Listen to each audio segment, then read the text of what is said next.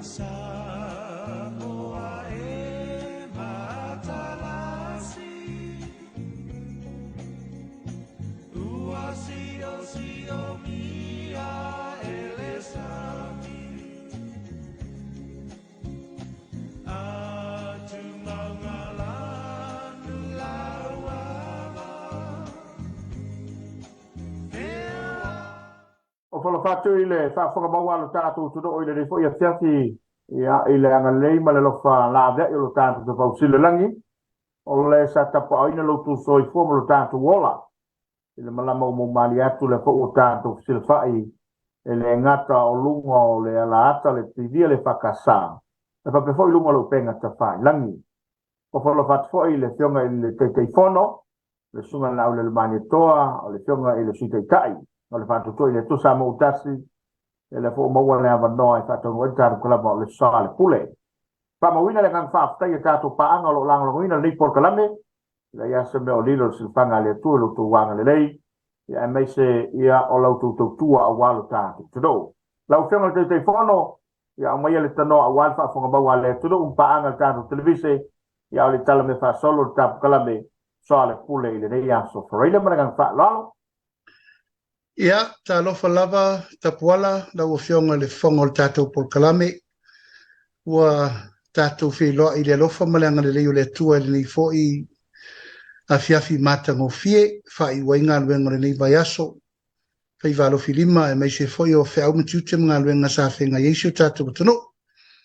E oi lava na tātou nofo vala ia e saumia pea a wala tātou te fsota i wala tātou por kalame Soalepule. Ma lor sai fua. Paftai fo i le tapo inga mau a sio tātou watuno. Lalam papa au samo nei, e me se fo le tapo inga, ma mau mai a tātou a inga wo mai masani, paulo mangafa, ia Samoa atoa lo o ta ape ma tātou aitau malele le rarangi atoa. Paftai le tua wa tātou tue whilo i li, nei fo i vaengo le fiafi. Ia e malor so i fo, wa i atu le nae, manuia whainga malanga, ta pola. Ia, o...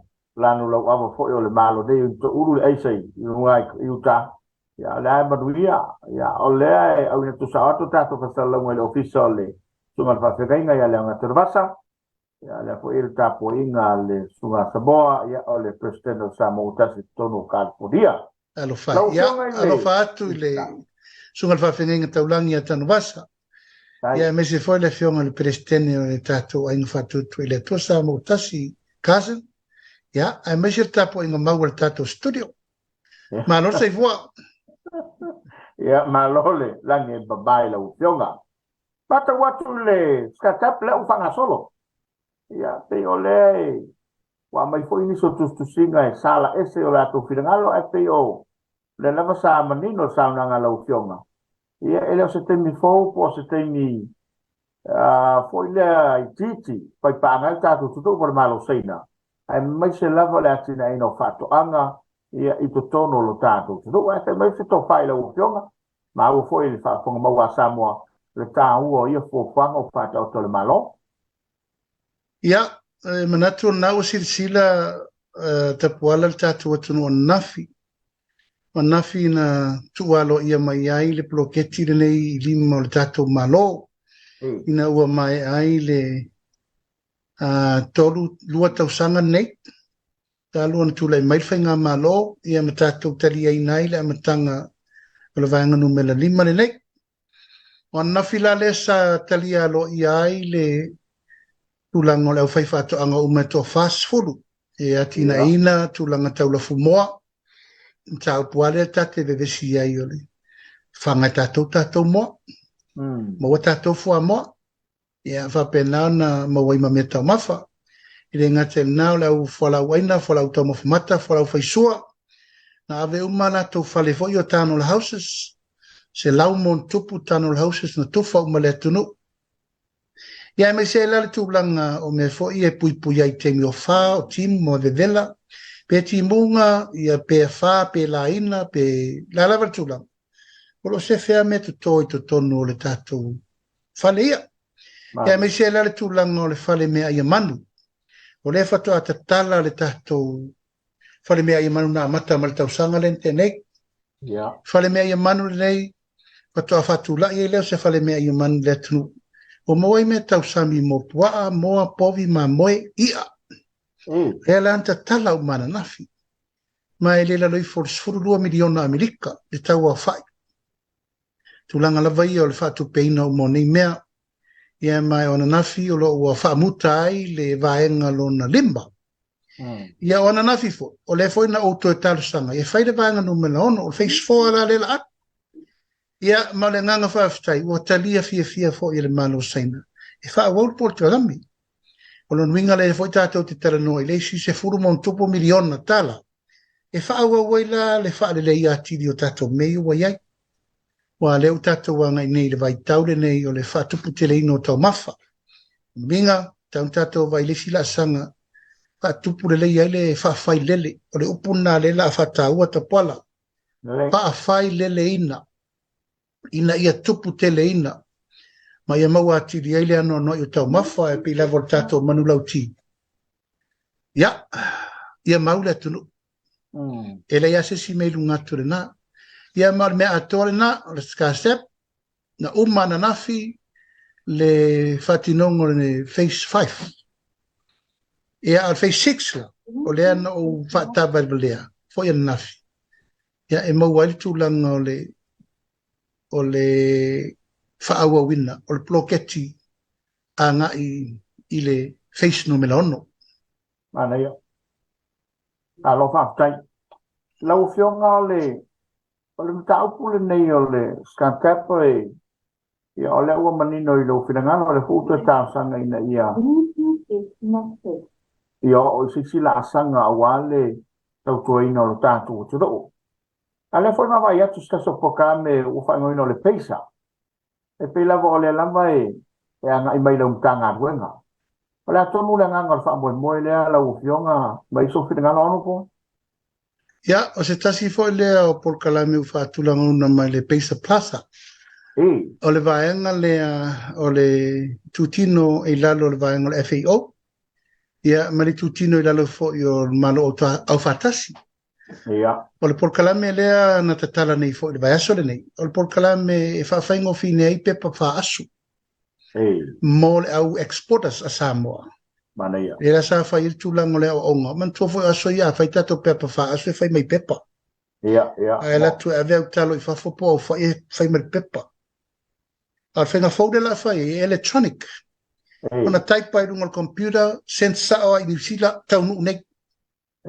Taunu watu la la oloa. O la taunu i New Zealand pepa. Po Australia po Amerika po tutuela. Te le tau ave pepa. E le tau tu ave ni pepa. Si le tau tu e whawea ini pepa. O lono winga, ua pui le tūlanga le whaale ngai no pepa. Ma le si me sa mai tau ina, ua tau iei fui tangata le ano. Wa ta sui wha mau ngorungo pepa. Ea, ma le tūlanga na sa pui ai. O le la ua iai nei, le whainga fau le ua iai nei. Na o sa moa lava na Fiel Pasifika mai atunu e se lau varsu wha. Kai proketi nek, e ma o le la sa whai ele i whaito. E meta o le e-faito. O le e-faito, o le faito certificate lea. E se ti fai mai me wha asu. O loa tau whatoanga, whai ngā whaiva po o loa fo ia betau lima. Ia, o le tūlanga le nai ave il pepa wha asu. Ia, leua ave pepa i lungo tātou electronic. Penga ta whailangi. Ma le sa whai ele o onga sai le luas fumon tupu au fai exporters Samoa. Sa fai au tal papa i ngala. Mai mamoni le nganga whaftai le South Pacific Commission. Ia ma le Peisa Plaza. O la taune o leitu tonu le tātou atunu.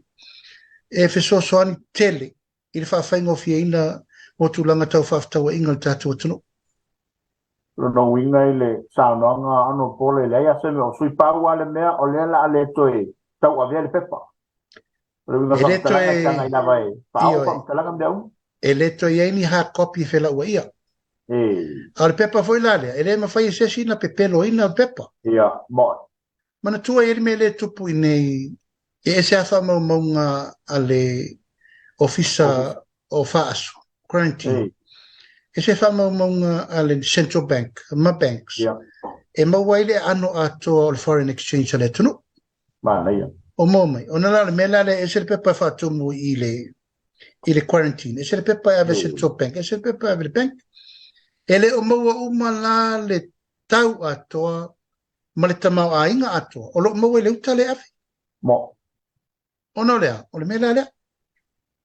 A fai lava la e value of a petasi container se laudi masuafe tala New Zealand mawai.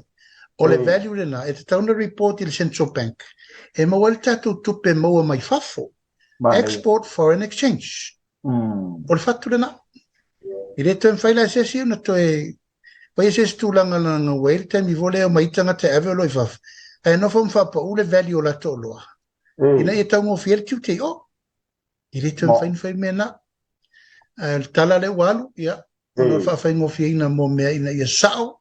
Ma mautufa mō. Nono winga lana o loa Samoa au ina I fafo. Ai mor sawai ko tonu o la vai te nga ia te na masa ai. O lo o tatia fo I le tūlanga le na e so ta I mai ai. Ia pepa fa asu mai fafo mo tato. Mana ia. Ma lo fa tai. Mata watu ile. Ta penanga le lai tu ia pe o le sa fa upu mai o le la to fun fa mai. Ia wai a fai fo ia o ia se sa nga ma se tele no. Ia o lo tua a mana yo to tua a sa il fono ta penanga o le HRPP. E pe tau mata watu o le wa mata la tu campaign o palo te pe a pe sa o te o se la mata. Ana sa o e si la ia la o fio ngam tau pulo fanga so. Ere ia so taimi o te tira tau puna ta poala. Pa wale mena o I una sent me tangata e te awana po. O la to fontanga ma meo le wanga I ai pe se review vo le a.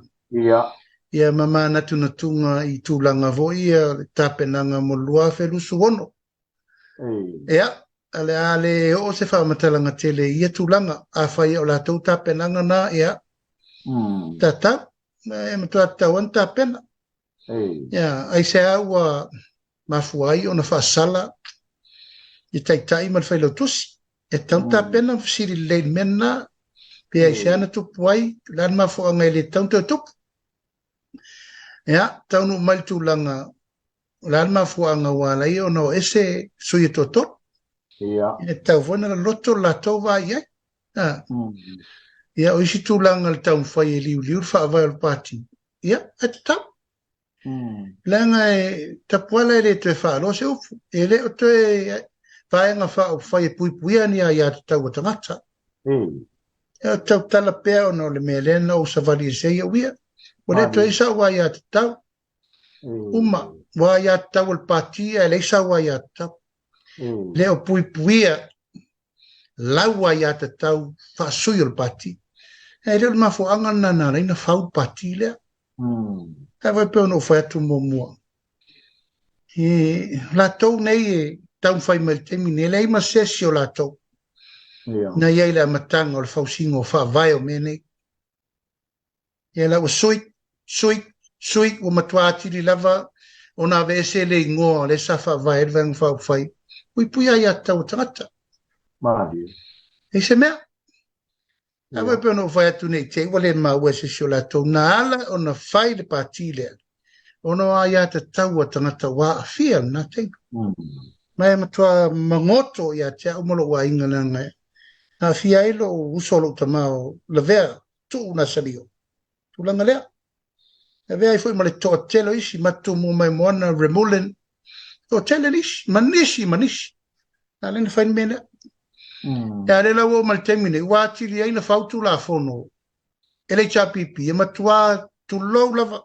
Fatama ia ila wa ia te tau. Ile ngatala o ia te tau to tonu al pāti lava ia. A wala laa mai loi fafu. Wa sai e mai ia te tau wale tunu. Ewe, ne lava te mai tau watu. Ia uio lea. E le toe eiso u manatu tele lenga wa o umana u whai atu o ufa mawaya o malnava. E toe eiso u e paua leo o le tulanga o no le vai me sa fau. Ma mea na iei matua. Ioe, al to tele le to tonu, ele ai masesi. La tau nei sa iei mafu angana le ina whai vang whai. Ia e whai ule upu le mea lava le ai whai mai pea. O le wha oloa tau a le tunu. Whapea mai o le mālo le iei nei, o le mālo sori whawai. Ewe, o le lava ia ngā I mai lava le upurina. E whai mai pēa, ma whai mai pēa, ma wha olo a tau le tunu. E winga, wha upunga, o le mālo le tau a vea nei, le fina ngalo Samoa tu la I wha tu e le tua Samoa tasi. E leo se mālo tau a loa, o le mālo sori whawai. Ia. Ko upuna lea tu lou lava o lea lava e whiau maluai mai vai ane le whaafonga le tunu. E whaasanga tau pele unga o tau nuu i e wha moe moe. O ai le whaasanga tau i e mua mua, whaasanga tau I le whae unga Samoa, na whiri ai I mātou e tau ave le tunu. O mua le na, uma mare pālota, ai o mai whai uma tonga fiti na tā ofi ai, ma tapuni ai le whalefono, ma tā ofi le whafonga whetalai, tā ofi le ofiso le fono, tā ofi uma tangata uma. Ia aua nei whaatau nuuna le whaatau tonga le. Aua nei whaatau nuina le whaatau to ina o mato. Ila suru su whai o yulai. Lale mena whai, ave le whamsinonga. Ioe. Whai le whaatau tonga. Ono le tula fono na. O aina moli mauina le loka o le whalefono ma le whaatau nuina o le tau tonga. Na fio mai alfa msino sili sau lu le fai to o le whalefono. Ua loka. O aina loka. O tuila epa ma le whafonga whetalai ma le chapipi. Le na sau le whailau tusi o le fono. La unga mai a mātou mwhia me. Ua whainga tā o sai tia laulu o tau manu tawai. O le whaato nunga na whai atu. Ta puni le whalefono. Aua nei whai as whaato to.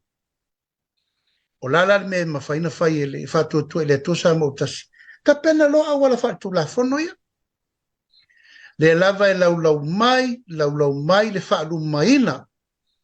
O le nei foi tamali I a tau la papa prenda la tu ia male. Pio ngana mula ulu. Mata wheo. Ma wha upua I sori tu la fono le awala na whai whaatau to. Ma wheo mai ele whaavaya ma sori whaavai. Ia awala na whai whaatau to. Ale wo man fai fai uma vamos no. Fo I le nata puata. O whea na whai ele whaatau tonga. Na whai le malai tia whau. Ina ua loka e tuila epa. Ma le fofonga whetalai ma le chapipi. Le whale fono. Sa tatau na tatala. I le aso lea. Whaatau no e whaatau tonga. Hale sa sisira le lalolangi ato. O aina mai e le wha maoninga e aloa ia ma whaatu lafono ina le whaatau tonga na whai. O le whamasino. O ai lata puala e whaalongo i ai taurumanga o le atunu ure nei ma le wha moe sa ili ai le whaatu lafono ina. O le whamasino. O le alaua mai le tala le whamasinonga e whaatu lafono ina le whaatau tonga na whai. Ai o mai ana nafi, ai sao no petule. E fai pea le upulea, e le fatu lafono ina, mai soli fa vai. Famasino pe le tunu, famasino Samoa ma le fafonga le tunu. E tuli apu pelo na manatu e sao ia. A le o fa dia tu Samoa. O te le fiu fo e tau tala ma fa malama tau nei. Nga te tau lava na fa malama. Le femilo sa inga, malona olengia, malona pepelongia o le tunu. E tau ma fai e tu wai, e whaatau tonga na fai fafo, ona o ia na mafuai. Nā mena leina fai fafo le whaatau tonga, ma whaatau nui ala whaatu la fono. Ua e nofo ma loka le whalefono. Oe ma le whongo whetalai, o to uma na pule. Ina ia aua, nei whaatau nu ua le whaatau tonga I le aso lea. Wai umalo e tālo le wha le aso lea. Ona solo ia lo leo le pāle mene. E le to iai a tato wau ma te whawhai ngā pālot. I le tau leta li tonu I le whiriwhiringa Samoa. O le whaste tau e tau ave le malo. Wa le pāla le mea. Wa le pāle mea tō manao e whai. A wale whawai. E o malo ma le tau le whai le aso lea. E o le mwhai ron whaatu se malo. Ia wai. A le lava eri mai lava, ma fai mai lava. Ka puala e peo no fai atu. E iei tua patatua upuia. Mai wo taofi, e iei tua patatua fai pea. Ai wo manatu e taun tatou ta pena le melea. Ua e le tu faua fo I le tau whaasise ma le mi ngā o e alu pea. Ai a whai wala tu tā pena, tu lango isi me mal tato whai ngā palota, se tā pena. Ia. Tā pena. Tā pena ifo pea wha pea nā lava tau te tofo. Ma tau manatu wha maualu lunga pea e iai pelo tau awala ma lo tau teimi tau teo mai ai. E tau avele tunu pea mele tau te whai mai ai. Ai lango nal wha no noa. Ka pola. La e sa mātou tala o whai atu. Nei e tau ngāru due, whasolo atu ngāru enga ma mea. Ai o lo mo mori mai pea le mea lea, o ai la le whatupua le de vesi i mawhau ma whina ngalo Samoa. Whamasino o tau Samoa. Ani, malo whaftai. Ia, ole, tau o tele leo le tā whataladanga, mai se lava ina ia whamanatu pe i lea tunu, mena tutupu. Ia wāwhai o na whetoso ina whapautolo loile ni lava mata. Upa wale, ole launga leo le tapisa pe sunga tule. E sori wha mai le whainga māla utu mai. Ia ai o le wata oto whamasinonga, wata oto vainga uma. Ia ai atono le nai, whamawina na whawhai, atono i lava le teime, whatulanga le iai.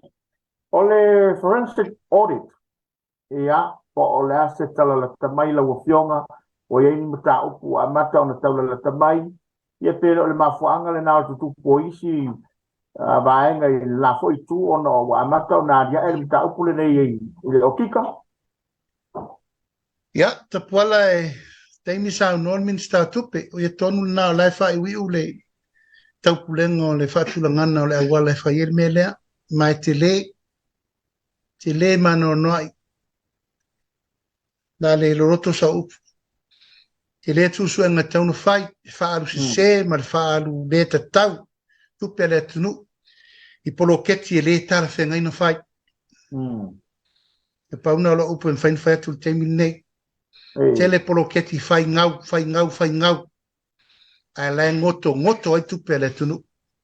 Se teimi, na wa umana whatulanga, wa umana i lumol pāne mene. Ma tā upu e whai i esusu enga forensic audit.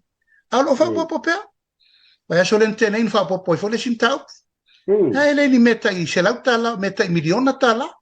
Io, i se tato atua iei. Ta tia pesi sa non min sta tupe. O iei se mata upo la umtanga lunga o afia susunga le lau fiong? Io, i en ta upu i tae le este tausi. O mea lava e fetuna iei tūlanga o le vasa iei fo i mta upu. A toa i fo i mta upu tau whainga whaiva. O whata tia i fo i le mta upu. Malo whaftai. Ao sao noa lau fionga i mtanga vengo tupe. O leo mai atu au mai latu te yala. Ia ma ua mai a fon talalo. Ia ua lama le lima kaita ino le latu ngā vengo. Lase mata ua lau fionga. Ia me se foi o fofanga le malo i taima le whaatau o lo ave pere ta mau aini. Ia, o mtafa yo ia le mtanga vengo tupe ta puala. O le pui. Au wale so ona whaalu tupe lea o ngā. Awane so na faalu fa solitu la fono. Kai pe le mele wa tufa nei isi tu malo ala to tupe tufa. Ele un poloketi ai tufa. Ye wa ele tu malo le pa, ma isi tu malo. Tufa fa solitu la fono. E la mata tu ye un tafa yo na do fiso tupe. E la tau fa sa wa tu nei ila to o lo solia tu la fono. Il tufango tupe. E si manino, se mai pea, mai lem faina alofia, ta faioina ntanga luengo tupe, ia savali a la fua o whautau tanga e whaasoa i tupe le tunu, aru tonu marasau whafo. Mai o te langolango ina mena na, o la tauna o lo tu le foe, ta tipi mea e sona whaadu. O isi foe teimi o atu paketi am tanga luenga e ova atu e wha ova. Ia, ona iere al tūlanga e, a umale paketi ona faaru le me leta alfenga in faaru yai e taulava na a puti ma pue ma fafailele ina ia faasoa le lei faasoa ma tau ma faasoa mo mana onga e tau na fa mo ita kwa penal ta ya le faasoa le miliona le David nei lo vion ya a foi menna le faasoa batu lu se la wafe a foi la sau fai tau ta poala pe ana fai nele mela e to mumu mai ai ma fai mai tau na vaturo. Ia, mo. O la sau sisila, Tu fala miliona tu foi le winga lota. Abatu nei fate teiga. Pisa mai kwa umi fakari umi, la mo len kwanga mai ma ko miliona mana matala. O la ni fa o e pa na abatu nei le miliona le fafo. O tu fa ale ma fa ma fa ale tata. Ana na abatu nei le tupe fa ile fa. Si le tupe na abatu fa ile fa. Se lau tol sulu mon tupu wafe e alu fa ngor fa. Sa ule si tol sulu wafe e alu tongi la fa ngaluenga ma le vai ngole lis e tongi lis. Sa ule si tupe alu e tori ngopilio le vai ma me fa pena. Ele ai se tupe na tau le malo. Iva suru ono afe e tau se lis. Ele fa fa vai. Fo ila na. Le fa yatu nei. Lan me le ufaili tu malo le pal tu malo tu le. Wa tu fa le iva suru ono afe e tau le lis. Oi la le fa mauni i. Ia. Oi le son fa vai. Fo ila na le fa yatu nei. Oi la tangata le fa ia me le o sori fa vai, sori tu la fono i tupe le malo, a le wa fatu le malo i fa so e tupe. Oi la le atui fa sanga tau fa inga malo, ma me wo mana pasia le parmen. Sira Samoa. O le mafua anga na. Ia. I fōringa mai lau o fio ngai. Ia na saunanga manatue. E whaile me manatue. E usta ia tu le tunu i sona finangalo. Ia ale o tūra whainga malo. A e sena lavala na inga pasala tua marfa pa uru olo whai mai. Wala, tupu pea ma putu pea le fau malo. Treason. Ia. Te upua lea na lafo. Lea wana toe whaia. Le a upenga lea na whawhau e lawe vea ia umawhia me ma lea tinu umaolo. A le upu lea. Upu lea na whaatu wai le lafo a le uma e no fua inga le na uma nei. Nā tau ne to whae foi mai loa. Ave o to inifol whamsinonga. Mō lia o to i le tau fau malo. Ia. To te whaasanga tau le malo, ma whai unga le malo, ma mewa pase le parmene. Lāle me le wai ei nei. Ale utatia. Abe ese mal parmene, aisea, wha maonia le sori tu la fono. Maonia le sori tu la fono le parmene, wha maonia le sori tu la fono i le whamasinonga. Ai wha o popo mai ai ma le sori tu la fono. O wha o ngasi se tupu le miliona. Ia. To e sau ma le tele o wha o punga, e wha sanga tau le malo, wha sanga tau le wha unga le whamasinonga, i le wha tau tonga. Sa puala o lala le menena. Moni mau Samoa. Ele i lava e lea. Ele i lava e lea fai atu pea, ai fai lava. Nei ana nafi. Nei le tae au no vai e. Ya, o la tato o ala fa pena. Tato o ai iai tua o patatua o menei. Lei. Malo fa, tai. Ya, o le awa. Matawina o la toe. O tau sanga e te whapo ia tu piskoa. Ya, o se o nanga tāua tele. Te se ise mena tupuna tāwhi ai po le beo whainga lava ne fo malo maturu o whatu so whainga mo tātou. Ya, se taimi sa noa le fionga le minister wa onga. Ai, o lo loma le mawhelo inga ma le tamaitai fau le anga i mai e vai ele ofisa le nei taimi Amerika. Tātou la vai e marso o tanga ma Amerika o se aftanga ma whanawhana. O fo ia sa o ma onga i whaia onga piskoa mai Amerika. Lima tausanga o iai to tonu o porkalame le o piskoa. O se whainga paanga sirin taua. Mai o te langolango ina. O fo ini mena polokai o nor COVID ma mea ai. A maufolo wa vano o te tarsanga ili. Fionga ili. Te maitai o lo representing Amerika i nei o te talo vo iai. Mai nisi pisko se tele so soani sioki o tato whaiao. E na oa onga anga iei lau unanga le Amerika pe fo na whaalau te tangano se fo maloina me se unanga. A fo i lea e ia te ole iei le au pisko i e whenga i fo i male mtanga luengo i am whenga whenga. E fo i scientisi. E fo i vanga le taika. E pe fa pena le technical hand. voluntary hand. E mai so swan. E la fo ye istanga tsa fo mai fa pena. E pe fa la lai tulanga lava o ngā luenga mai ofo ina atu e resi tong. Mana ia, malo fa kai. O le wa sa lau pena tfailanga na la tau lava o na batu tatu o pe sa o le ala fo la to fu fanga lau fiong. Ia, o le wa matou felo I ma nisi foi o uso sa tau o ver tatou au I le talonga na fai. O le wa nga I mai momori mela to proposal nga I le malo. Talo lau felo I me le fionga sui palemia. Ma fa mau tino ai, e fai kirisi masi ka maingi. It's going to be a very joyful Christmas for us. Mana ia. O le a matua mau le taimi le lei. Iu poru nei masawai, misalo fo I nga I tutuela. Mana ia. A lo faile la to plan o mai umatama mana o la to ainga mfanau. Ia se faile tato tati. Ia. Ia, o le la vo isa va ofe mai, ma, ia. O le sa fa tali tato malo de la to plan. Mana ia. Ia, ma o ia ta puala o ta pena fo ia. To malo. Ia, ta pena e fai fo tato tu inga fo alanga tam o tama e fa so mai. To telo le au la so vai. Ia, ta. Ave se ka fai ku ma ba ku. Yo. Lo vo sta su mo mai sa vai tamo vole mai lo lui. Ta reverence. Ia le so vola u palo di mo le hippie le no mai ni. Ma vole sa vole tato. Ia, tale mana tuai no na tamana na fo. Ai tamo lefto mai. Ia ia le tua. Mana ia. Mai si fo ia lo tato tunu e fie mi tu mua nei. A fitai wa ta look forward lava e. Pai se mea mana ia e o mai na ialo ma whanau o le tunu.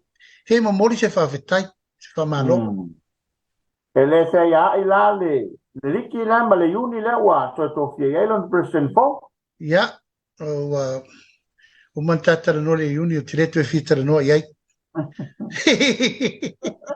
Se lo mai. Ia lo mai fo fore ngase la uo iai. Ia, tatara no e isi me mana ia feuru fa Tatara se ia le liki ma le uni. Iai. Tatia la tau a whaia le awala la le mana e whaila to mea ia. Patalia la tau. Tatou anga I mai tatou I de nganga e wha maoni. Whatu la fono. Ia male nganga o loo a mai e mauai e tali o mea o loo I e whawhiwhi ino le tunu. Malo whaftai. O masalo o man wha I lolo whingalo I le mtau pule rei ai. Nana toi whamara tuatu o wata penanga dang whaupai mole. I tu malo vai maunga wa le o me mautino le utu malo le sui. I e mautino lava e ka pena le whainga pipiringa le tu malo. I taimi tala whea ngai el fongftalai. Ia, tapuala e peo na tatara noa. Ia, e le mawhaino o tape nase me tasi temili nei. Ta matou tala noa fo I mara taitai no ave iei whatua lalo sei mai ale leile. Tu o le malo, ia ma sei lango mau le sui na umatu nei. Whatoa mawhai lava o na tautala ian ta upu nei le matou loto I whare. Pea whasi sila lo ia le whongawhetala I le mota. Ua wanoa le no fo vai maunga. E fionga ia pali tele, ia tapunu unikoli heng. Ona whatoa o olo lei tulanga ia tsauno iai. That's the utmost respect. Sei umale leilo na whare lau singa. Ma ia sei whasi sila lo ia tono le mota fono. Ma whaile tu lai wha alo le maota. Masani. Declare le leilo whare fono ua veken le si. Ona whatoa ta pena lea. Ia ta penanga ia ta pola te re whaiat. O mea masani. Ioe. Ai isi tūlanga ia pe ona ta watu. E le mwhai e whaalorungia le tu o le malo. Me fionga pari. Fionga to whai ata punu. Sei mai a. In ta pena lea. Ia le me masani lava ta pola walo foi o tato anava. E tofi mai le tu o le sui. O tūlanga e whai ai. Fili. O ai e tofia wa nei me umana on tato no fua wa umana I fili ngare tua. Mali. Po ai leisi sui e urufale to tono le mota. Lau fionga. Ta sol na vai a somba. O le vai a somba. Ma so whingalo I le tau pule a pali. tu lo le ta ua le sunga i le pali. O le mea lea ua tupu lo manatuma wa anga e toise vesini. E pi fōri ngā mai e ilantu o lea e liki atua i fafo whamtalanga. O le uga whamtalanga. Le whape whio nei loa e le sunga atu le epa. O le apalai le sunga pali i avanoa. Ia e mese nā lai ona ia la lafo upu a o lea e ta oto i le laulaua tisasi ma ilantu e filia tangata whainalo. Pe fōri ngā mai e lava ilantu o le tutongo le malo o le latu te ave tala nei tua. Ala sila le malo ia tangata malato po i. E pi fōri ngā mai e le o le leile mea le tau vai. Ia, wa sirifia te puala e tau tala man whaaloalo. I lo ele tasi fol teimi u tata noa ni tau pu nei. Pālia lam. E ala na ta pea umil men nei o le whamaoni o le au whainga luenga tulou lava. E le a fia matangi se tala nei te ua tawa o whai fua. O lo iai lava i la tau to tonu o lo whainga luenga i tu tino le malo. E le o iai lo la tu nganga e lango lango le whainga malo. Lo pisa o nai le alo fo se upu. A lava e whalala lo la tu manatu le la tau teri tonunga. A tonu lava iai le taimi o na la tu manatu lea. O lea ua umana whaile fina ngalo Samoa. Umana whaile filinga mwhatau tol whainga malo. It's the government of the day. Oi, o le tatou malo. Ma whai ngā filinga Samoa mwhatau no. Ai o lo iai pe i latou. O lo o iai pe i tutonu. E tupo i la mele te sauno iai. O le mamma o whamamonga. Ma o i latou tonu na. I pito i sili. O na. Mawhati ai. Ia maafi ai. Tu langa o whainga malo. Langa o le latou te avea. Whamatalanga i whafo. E o iai whainga whai unga. Al whainga malo. Ai rei whatau no. Tatala no fo mele ista esialo de la tunu ya pari la mena fa fa ya pari fa pari no lona usta i me umara na manna el vanga e la u ma fa la ifale la u fa le official minister ya ta copa fa la isi ai fa na ma wona la u fa ma fa la ya official parmi. Ai o tulafono ile sta. Ah, fo ida na de fa ya tune. Ona fa ya lo awala nei. E tudi fa mo ai fa pe ya pari. Ma fa ya awala fa saini pari le tusi. Ai mau ya tuar mata. Ai mai me vai le fa maunia. E tau mori ya e mo mori mai le mau ai le fa ya me le la fa me le. Si le fa ngale anga na fa ile alo le tudu. Fau leanga a le wanga ngana mai ele I faia le interview ele mo fa unga le PSC a le wala lau de sori tu la fono pari wala lau de le ana va la lau me uma no a fa le la wi ana ringa piki mo pari ta me o tau leanga inai ona ua mau e papari le tele o me vale ana fai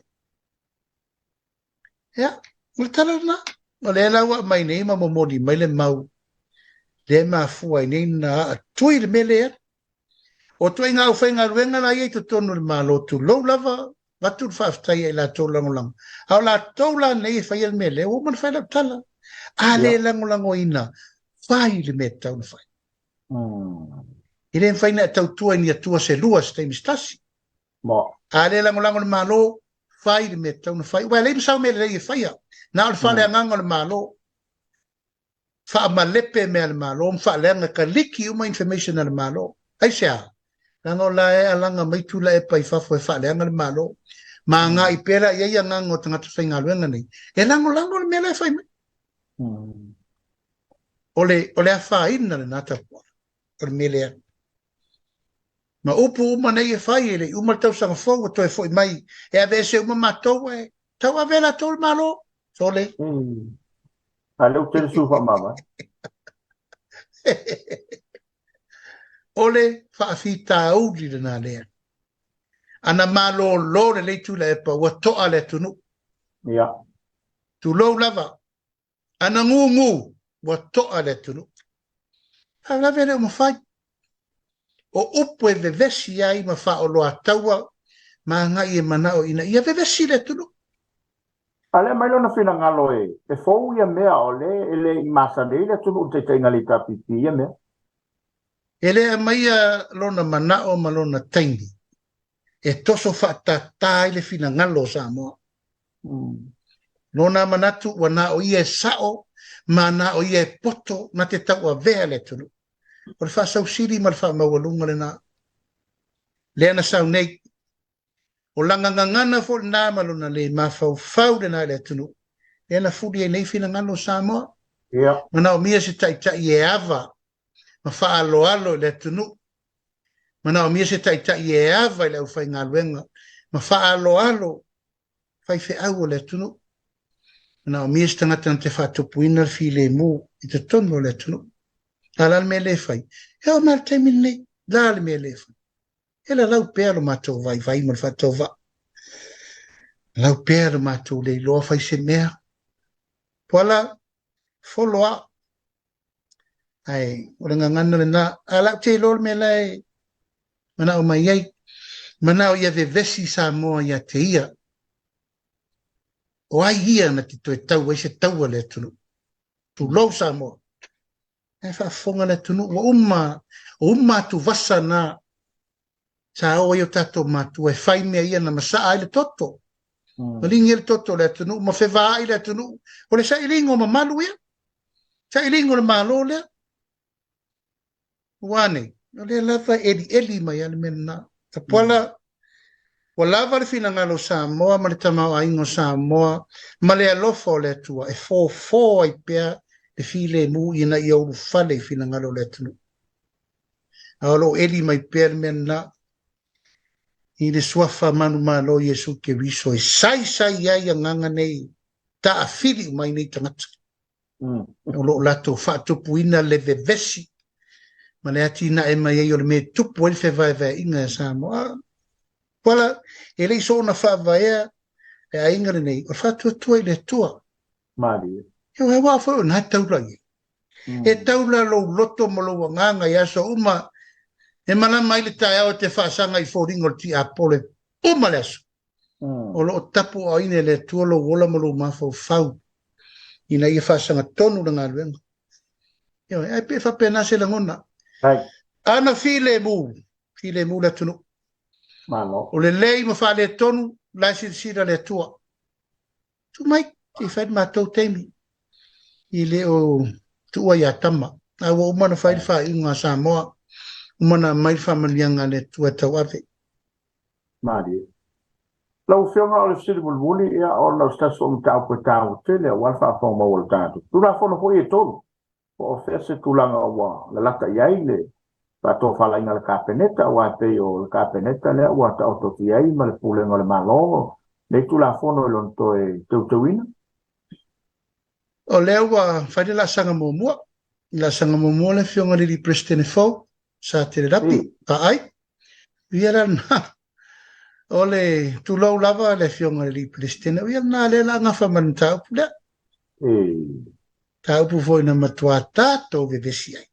Whai atu lava e whai ia wane.